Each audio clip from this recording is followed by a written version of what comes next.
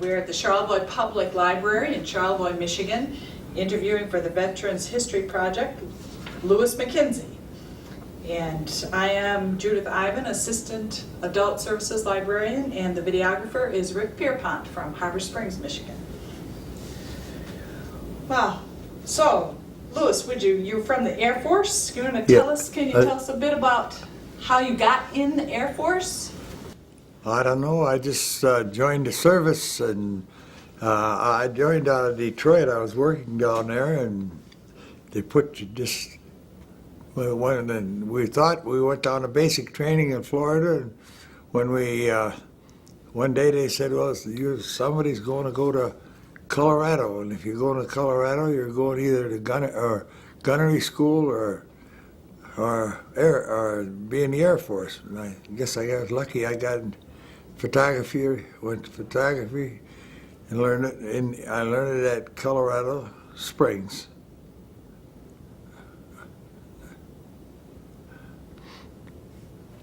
Were you drafted or did you join? I volunteered to be drafted. Okay.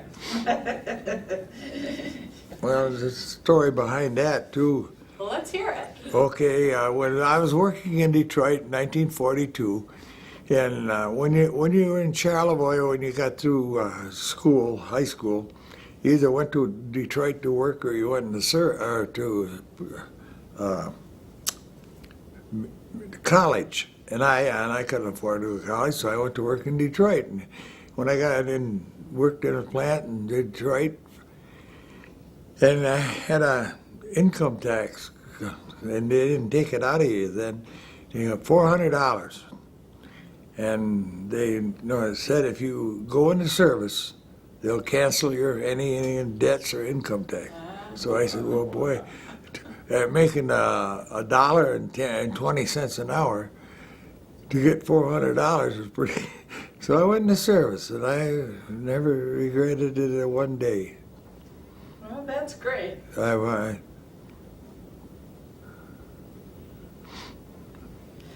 Do you remember where you were on December 7th, 1941, when Pearl Harbor was bombed? Where Pearl Harbor? I was in Detroit the day Pearl Harbor was attacked.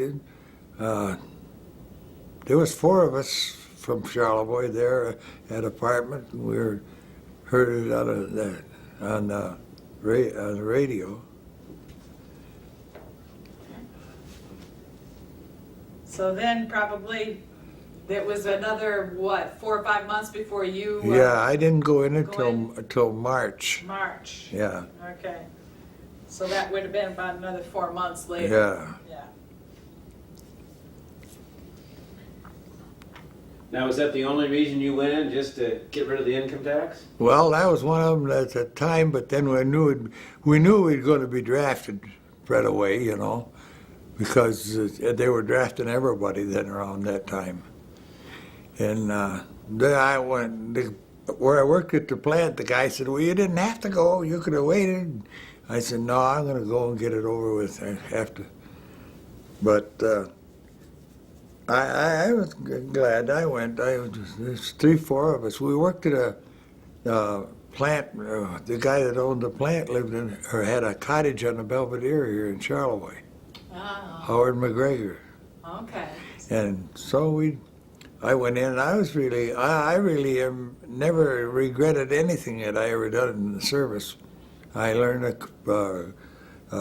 to be a photographer, to take pictures, to do stuff like that there. What did you use the pictures for for your job? Yeah, well, like I told him, a lot of it was, we had gunnery, a P-40 gun. Instead of having guns in the wings and practice that, they had cameras. And they had a way of taking, one guy would fly ahead of all the other troop in what they call a gun sight. That's what we did. And then the rest of them would practice gunnery with camera. And then what we'd do, we'd take a 16-millimeter film. When I brought it back, we had it processed, and we showed it up on a screen with a airplane, we could tell whether they were getting hits or not. All done with gunnery. Well, that was a great, somebody had a good idea to Oh save yeah, ammunition. because that's the way, the only way. I would traveled a lot of stations in the states. I was crossed the Mississippi River 13 times, but we moved from different fighter groups. I worked with all the time I was in the states. It was with P-40s, P-51s, like that. When I went overseas, I went into B-29. But I was more of a photo mechanic, you might say, because we set up the dark rooms wherever we went, and we done all the processing of film. I could take 4 by 5 sheets of film. I could take 36 of them and put them in a tray and develop them all at once. And then we would develop the film, and the photo interpreters would find out what the hits or what more they needed taken to send to Washington or places. When did you go to the Pacific? You said you were on Guam? Yeah, I was on Guam. I went out on Guam. Let's see,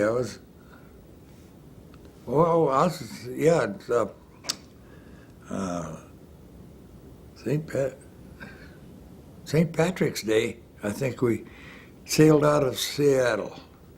That's when I sailed out to Guam, and I was out there for just about a year. And was that what year was that? Well, that would be 1942, wouldn't it? Yeah. 42? Yeah. So, but you said... No, 41, 42. Yeah, 40, 42, 43. Okay. And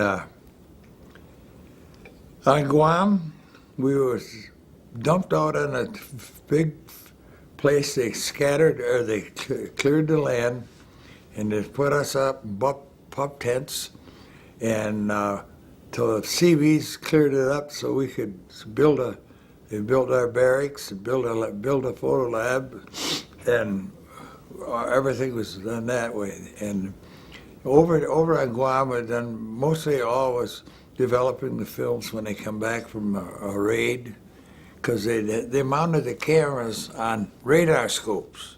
They didn't have, no person on the bombs. And we had the 509th Bomb Group never lost a plane to combat.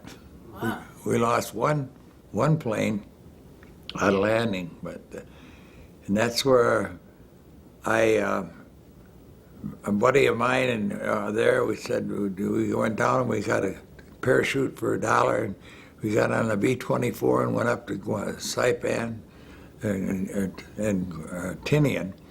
And Tinian is where I saw him load the first atomic bomb that was ever flown. Was out of there. And the reason it was really something special is a B-29 had double bomb bay doors. This had one great big door, and a big scissor jack was loading this great big black thing up. We weren't there, we weren't there 15 minutes, or 10 minutes, and the MPs come run us out. Oh. You're not supposed to be here. But we didn't know it was an atomic bomb until after that night, and then the next morning we found out about it. Yeah.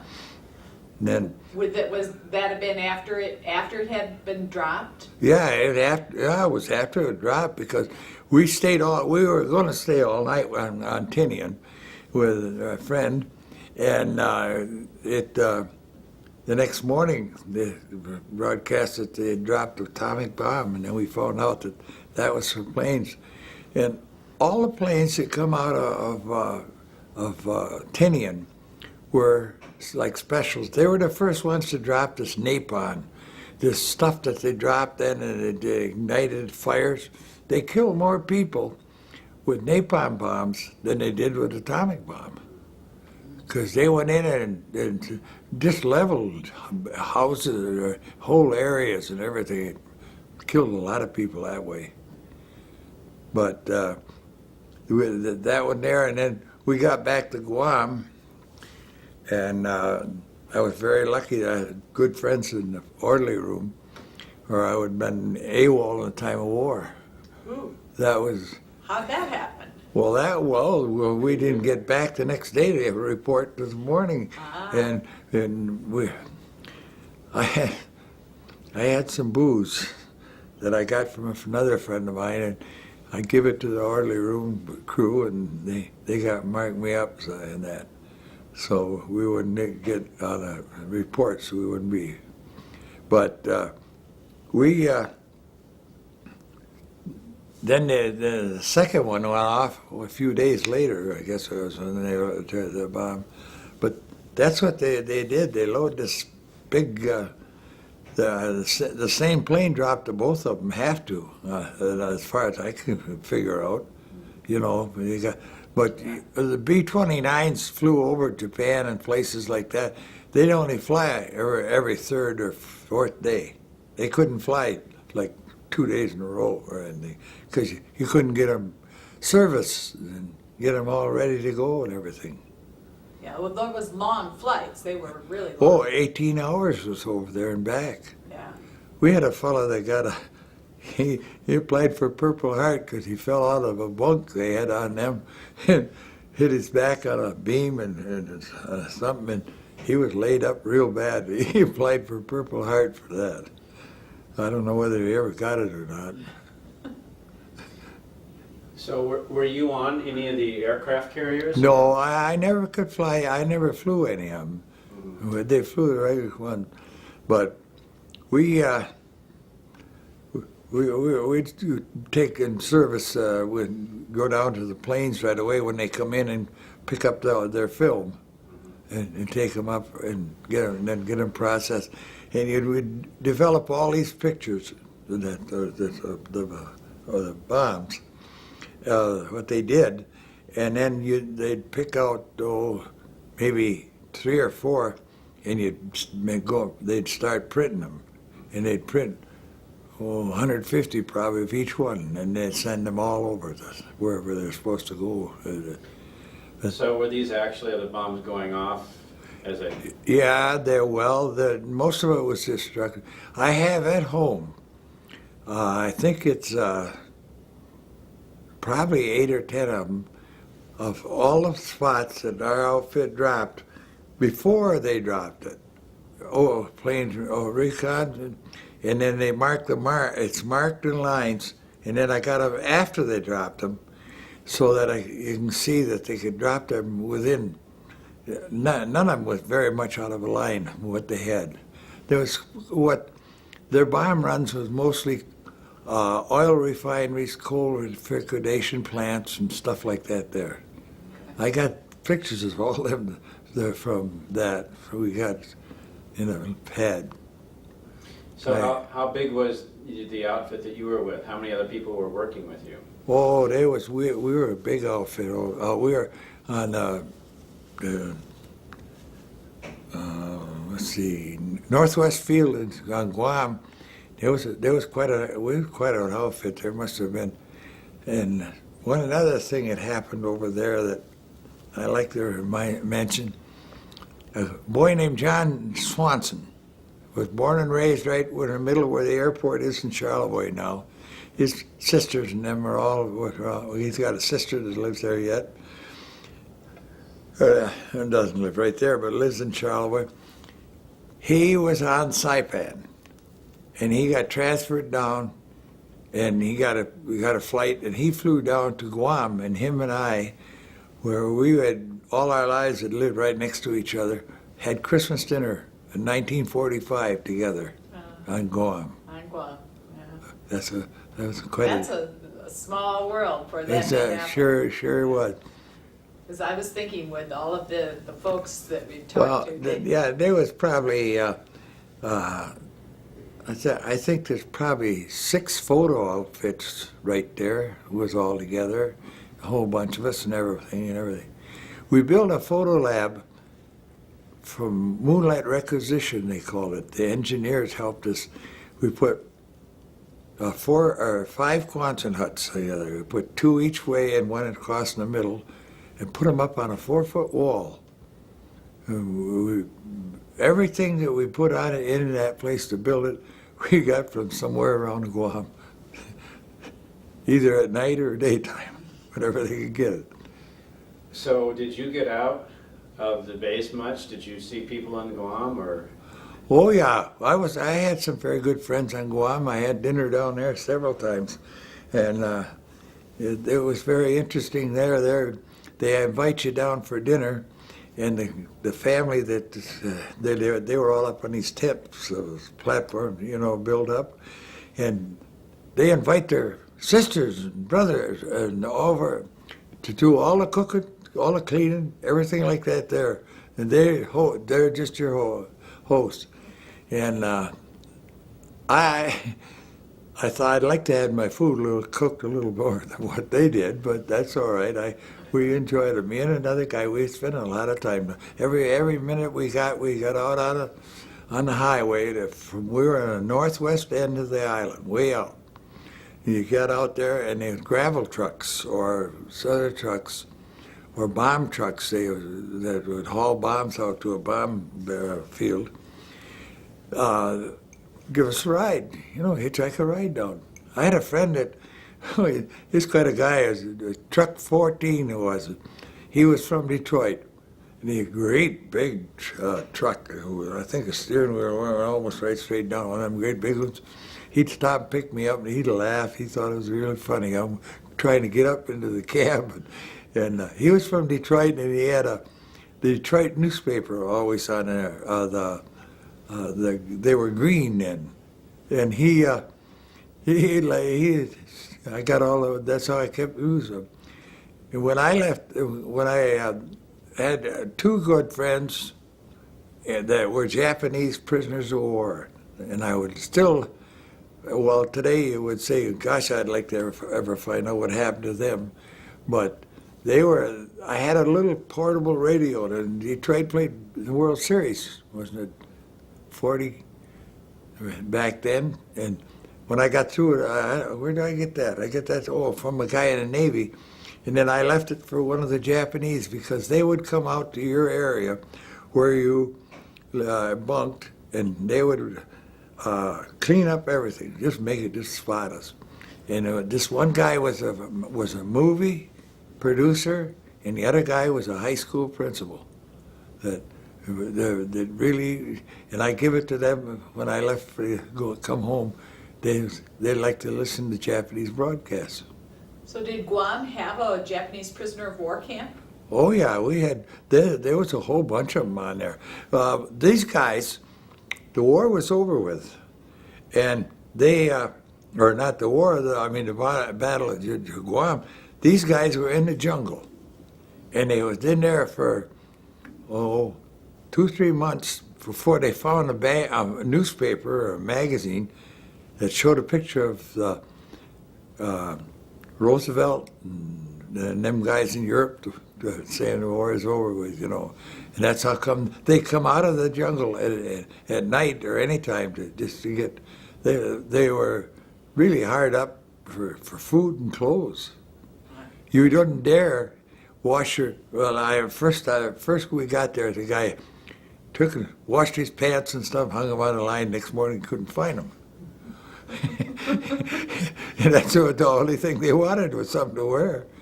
But this one fellow was hit 3 or 4 times with a carbine, and he showed me how he patched it up with leaves, mud, and stuff, and he was lucky they didn't hit any really arteries or anything.